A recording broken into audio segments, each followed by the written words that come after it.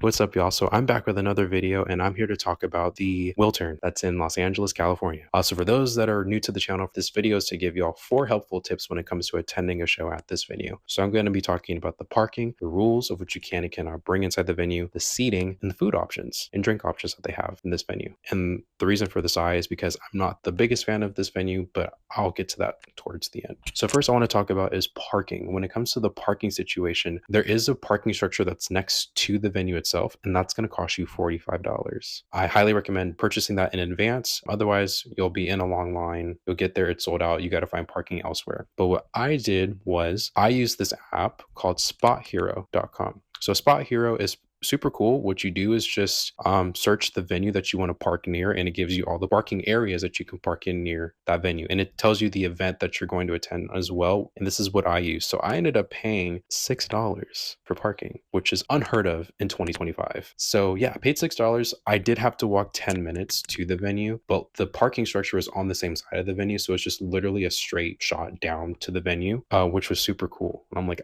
I can get my steps in, and it's $6 to park here. Well, technically $5.75, but $6. Crazy. Not in this day and age have I ever done that with concerts. So I highly recommend using Spot Hero if you can, just to check out the areas near you. And if you feel comfortable walking, totally do it. But if you just want the convenience of paying the $45 to park next to the venue, by all means, go for it. Next is about the food. So the food, there are plenty of options. They have churros, they have pretzels, they have hot dogs. They have so many different options that you can choose from to eat at this venue. So if you want to eat at the venue, by all means, go for it. If you want to save a few bucks, and I know there's a Denny's literally right next to it, so if you want to eat before, eat afterwards, you have that option as well. But there are food options inside if you are super hungry. They do have a full bar. There are specialty drinks that they have, and they ran about, I want to say, like $19, and then obviously double shots and all that stuff, will come along with that. They also have water, they have sodas, and they have seltzers. They have pretty much everything, which was really nice. And the venue is super cool. Like, you walk in, it's very historic, and like just the aesthetic of it all is really nice. Just to let y'all know, there are bars on each level. So this venue is 3 stories high, because there is a bar at the bottom, there is a bar in the middle, and there's a bar at the top. So each floor that you go onto, there's a bar. So if you just walk in and it's like, oh my God, bar, whoa,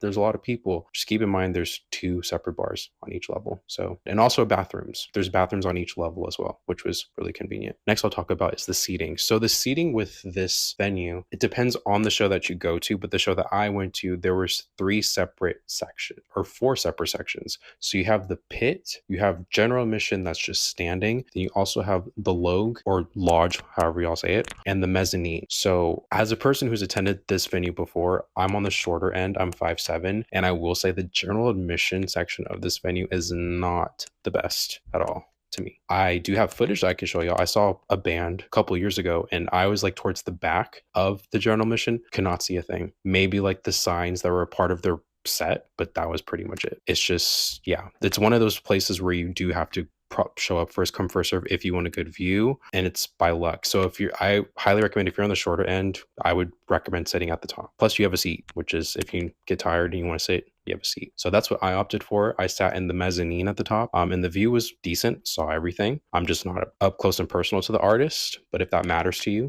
go for general admission. But like I said, each concert varies. So you do have a separate pit to general admission, then there's also just general admission as a whole, first come first serve in that way. But again, that's one of the reasons why I'm not a fan of this venue. It's just, it's not elevated well enough for shorter people when attending a show here, especially if it's general admission. There are some shows that are seated, which I think would be better, but just general admission is just not it. So like I said, sat in the mezzanine. I had an awesome view. I had a seat, and it was great. So that's my tip for the seating when it comes to this venue. Just be prepared to not be able to see if you're on the shorter end of this. No matter where you stand, it's all luck at that point. So, and then when it comes to the drinks, and yeah, that's it. So again, this venue, it's a really historic venue, and so many artists come here, and it's an iconic venue, but the seating is my biggest issue with this venue, especially for those that want to be up and close and personal, because you're paying the X amount of money to see this artist. You want to be up and see them sweat, and for you to be short and then someone 6'4" standing in front of you, it's not the best. So again, amazing venue. Many artists are going to come, and I'll provide a link in the description of who is going to be coming up and attending this venue. That's my take on the Wiltern. Iconic, but just I just would rather have a seat.